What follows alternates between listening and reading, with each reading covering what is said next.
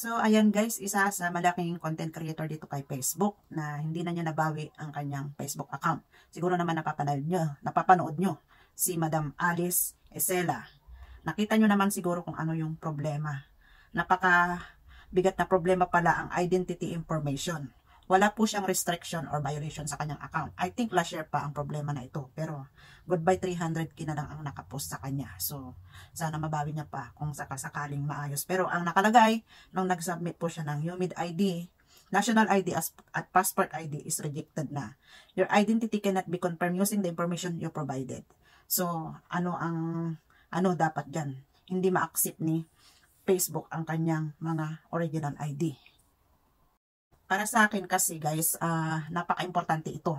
Kailangan yung mag-fill up sa identity information sa inyong Facebook account. Kailangan ito. Gamit ang ID. Ano mang ID na original sa inyo na kayo ang nagmamay-ari talaga ng Facebook account na yan.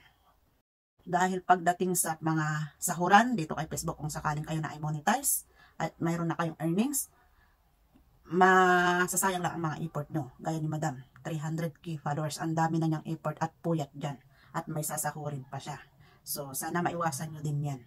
At maiwasan natin. Agapan natin mag-submit ng information dito sa mga account natin. Paano nga ba?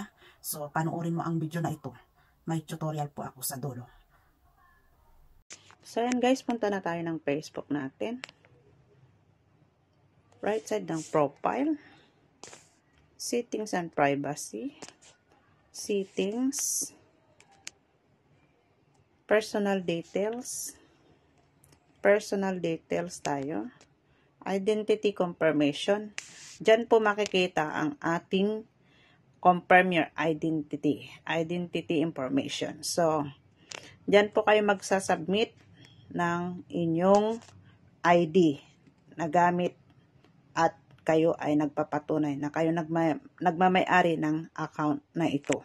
So, dyan lang po makikita kung confirm ang iyong identity confirmation. So, ganun lang po. Sana may matutunan ka sa tutorial na ito.